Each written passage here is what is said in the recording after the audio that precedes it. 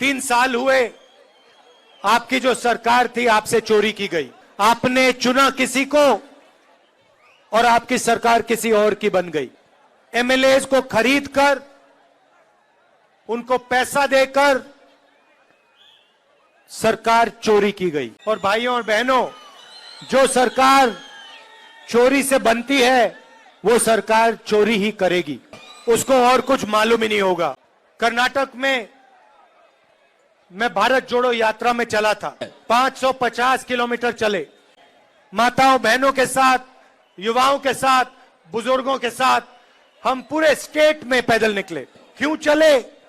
क्योंकि हम भारत को और कर्नाटक को जोड़ना चाहते थे, नफरत मिटाना चाहते थे, हिंसा को खत्म करना चाहते थे। और यात्रा में आपने हमें 2-3 चीजें कही। आपने कहा कि बेरोजगारी और महंगाई सबसे बड़े मुद्दे हैं। महिलाओं ने कहा 400 रुपए का सिलेंडर 1100 रुपए का हो गया। किसानों ने कहा कि पेट्रोल जो 60 रुपए का होता था 100 रुपए का हो गया। डीजल 56 रुपए का होता था 90 रुपए का हो गया। छोटे व्यापारियों ने कहा कि नोटबंदी और जीएसटी ने हमें बर्बाद कर दिया। और आप सब ने, सब के सब लोगों ने कहा कि कर्नाटक की सरकार 40% कमीशन चोरी की सरकार है। वर्ल्ड रिकॉर्ड तोड़ दिया है भ्रष्टाचार का। कॉन्ट्रैक्टर एसोसिएशन ने प्रधानमंत्री को चिट्ठी लिखी, कहा कि कर्नाटक में 40% भ्रष्टाचार सब चीज पे लिया जा रहा है। जवाब तक नहीं दिया प्रधानमंत्री ने चिट्ठी।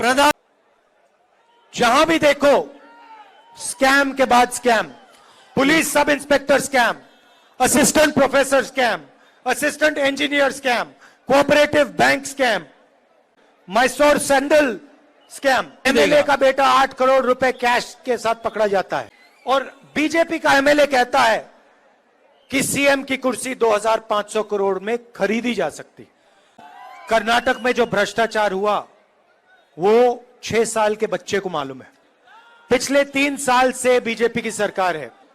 प्रधानमंत्री को भी कर्नाटक के भ्रष्टाचार के बारे में मालूम होगा। आप ही ने तो कहा था डबल इंजन सरकार, इस बार डबल इंजन चोरी हुई है। मोदी जी, आप कर्नाटक की जनता को बताइए 40% का कौन से इंजन को कितना मिला। प्रधानमंत्री यहां आते हैं और कहते हैं कि कांग्रेस पार्टी ने मेरे ऊपर 91 बार आक्रमण किया है। मगर पहले प्रधानमंत्री जी, आप कर्नाटक को बताइए आपने भ्रष्टाचार के बारे में क्या किया, क्या इंक्वायरी कराई, कितने लोगों को जेल में डाला। मैंने लोकसभा में आपसे सवाल पूछा था, अदानी जी के बारे में सवाल पूछा था कि आपका रिश्ता अदानी के साथ कैसा है। मुझे लोकसभा से डिस्क्वालीफाई कर दिया। मैंने भ्रष्टाचार का सवाल उठाया, मुझे लोकसभा से हटा दिया। और जो यहां भ्रष्टाचार कर रहे हैं उनके खिलाफ कोई कार्रवाई नहीं करते हैं प्रधानमंत्री। मैं यहां आया और सबसे पहले मैंने अपने नेताओं के नाम लिए। जहां भी हम जाते हैं सीनियर नेताओं का नाम लेते हैं, लोकल नेताओं का नाम लेते हैं। डीके शिव कुमार, सिद्धरमैया जी, खारगे जी। मोदी जी अपने नेताओं के नाम नहीं लेते थे। जैसे आपने हमारा रोड शो देखा, हम सब एक साथ खड़े थे। मोदी जी के रोड शो में बोम्मई जी को, येदियुरप्पा जी को उठा के बाहर फेंक देते हैं। मोदी जी गाड़ी पे चलते हैं, बाकी लोग सड़क पे चढ़ते हैं। मैं अपने आप से एक सवाल पूछ रहा था कि होता क्यों है। 2 चीजें हो सकती हैं। एक तो नरेंद्र मोदी जी सिर्फ नरेंद्र मोदी को देखना चाहते हैं, वो सबको अपने से नीचा मानते हैं, तो इसलिए चाहते हैं कि नरेंद्र मोदी बस पे चले, गाड़ी पे चले और बाकी लोग दिखाई ना दें। दूसरी बात भी हो सकती है, ये भी हो सकता है कि नरेंद्र मोदी जानते हैं कि येदियुरप्पा जी, बोम्मई जी, ये सारे जो हैं बिल्कुल भ्रष्ट हैं और नरेंद्र मोदी जी उनको आपसे छुपाना चाहते हैं। मगर पूरा कर्नाटक जानता है कि डबल इंजन की सरकार है। अगर कर्नाटक में चोरी हुई है तो दिल्ली को भी फायदा मिला होगा। नहीं तो प्रधानमंत्री कर्नाटक की सरकार के बारे में कुछ करते, कार्रवाई करते, एक्शन लेते किसी पर। तो पिछले 3 सालों के बारे में नरेंद्र मोदी जी ने कुछ नहीं कहा। भ्रष्टाचार, बेरोजगारी, महंगाई के बारे में एक शब्द नहीं कहते। मणिपुर में आग लगी हुई है, लोग मारे जा रहे हैं, प्रधानमंत्री को कुछ लेना देना नहीं, होम मिनिस्टर को कुछ लेना देना नहीं। नफरत की राजनीति का नतीजा है द्वेष मणिपुर में हो रहा है। अगर मणिपुर आज जल रहा है तो नफरत की राजनीति के कारण जल रहा है। और इस राजनीति के खिलाफ हमने भारत जोड़ो यात्रा चालू की थी। और यही हमारी विचारधारा है। प्रधानमंत्री ने पिछले 4 सालों के बारे में कुछ नहीं बोला, आने वाले समय के बारे में भी नहीं बोलते। कर्नाटक के युवाओं के लिए क्या करोगे? कर्नाटक की माताएं बहनों के लिए क्या करोगे? कर्नाटक के किसानों के लिए क्या करोगे? गिग वर्कर्स के लिए क्या करोगे? कर्नाटक ये तो बता दो। ये चुनाव कर्नाटक की जनता का चुनाव है, नरेंद्र मोदी का चुनाव नहीं है। अब मैं आपको कांग्रेस पार्टी के बारे में कहना चाहता हूं। हम पहले दिन पहली कैबिनेट मीटिंग में आपके लिए क्या करने जा रहे हैं। महंगाई की चोट महिलाओं को सबसे ज्यादा पड़ती है। महिलाओं के लिए हम 2 कदम उठाने जा रहे हैं। पहला कदम गृह लक्ष्मी स्कीम, इसके माध्यम से महिलाओं को हर महीने बैंक अकाउंट में 2000 रुपए मिलने जा रहे हैं। दूसरा स्कीम महिलाओं के लिए जिसको हम सखी कहते हैं। कर्नाटक की हर महिला, हर माता, हर बहन, हर बेटी बस में फ्री में घूमेगी। कर्नाटक की बस में महिला को 1 पैसा नहीं देना पड़ेगा। अब आप कहोगे महिलाओं के लिए आपने ये कर दिया, युवाओं के लिए क्या कर रहे हो? नरेंद्र मोदी जी ने आपको बेरोजगारी दी, रोजगार पैदा करने की बात की थी, रोजगार हिंदुस्तान में खत्म कर दिया है। 2.5 लाख सरकारी नौकरियां खाली पड़ी हैं। 2.5 ಲಕ್ಷ ಸರ್ಕಾರದ ಉದ್ಯೋಗಗಳು ಕರ್ನಾಟಕದಲ್ಲಿ ಖಾಲಿ ಬಿದ್ದಿದ್ದಾವೆ। तो हमारा पहला कदम, जिसको हम युवा निधि कहते हैं, कर्नाटक के हर ग्रेजुएट को हर महीने 3000 रुपए सरकार देगी बैंक अकाउंट में, और डिप्लोमा होल्डर्स को 1500 रुपए हर महीने 2 साल के लिए। अब आप कहोगे महिलाओं के लिए आपने बोल दिया, युवाओं के लिए आपने बोल दिया, तो बीपीएल फैमिलीज जो हैं, परिवार हैं, उनके लिए क्या होगा? हम चाहते हैं कि कर्नाटक में कोई भी भूखा ना सोए, इसीलिए हर बीपीएल परिवार के हर मेंबर को 10 किलो चावल मिलेगा।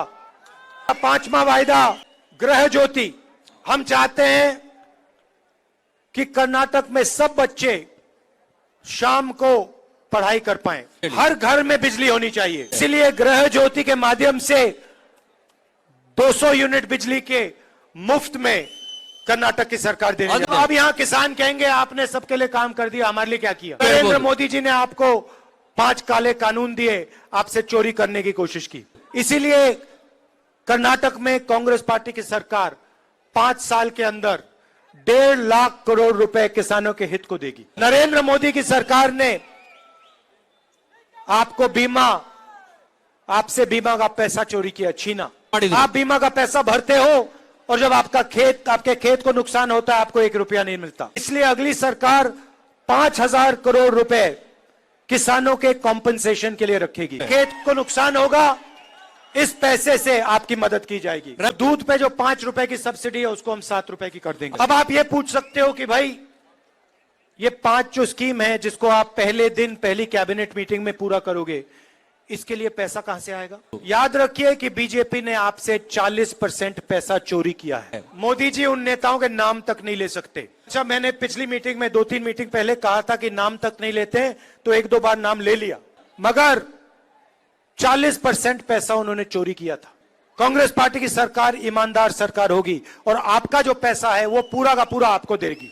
जितना पैसा इन्होंने आपसे चोरी किया है, उतना पैसा इन स्कीम के माध्यम से हम आपके जेब में वापस डालेंगे। हमारी सरकार कांग्रेस सरकार अरबपतियों की सरकार नहीं होगी, गरीबों की, किसानों की, मजदूरों की, युवाओं की सरकार होगी और हम आपकी रक्षा करेंगे। हमने आपसे कहा कि चुनाव जीतने के बाद हम पहला कदम क्या उठा रहे हैं। बीजेपी के लोगों को और प्रधानमंत्री को भी कह देना चाहिए कि वो क्या करने जा रहे हैं।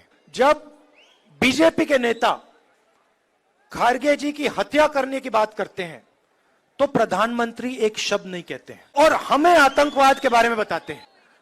कांग्रेस पार्टी के नेता, 2 प्रधानमंत्री और 1 चीफ मिनिस्टर आतंकवाद के कारण मारे गए, शहीद हुए। प्रधानमंत्री जी, मेरे परिवार के 2 सदस्य शहीद हुए हैं। आप मुझे आतंकवाद के बारे में कैसे सिखाओगे? आप तो 24 घंटा सिक्योरिटी पीछे छुपे रहते हो। जनता के बीच में आओ, जनता के साथ चलो। और आपके नेता जब हमारे नेता खारगे जी की हत्या करने की बात करते हैं तो इसके बारे में आपको बोलना चाहिए और खारगे जी के बारे में तमीज से बात करनी चाहिए आपको।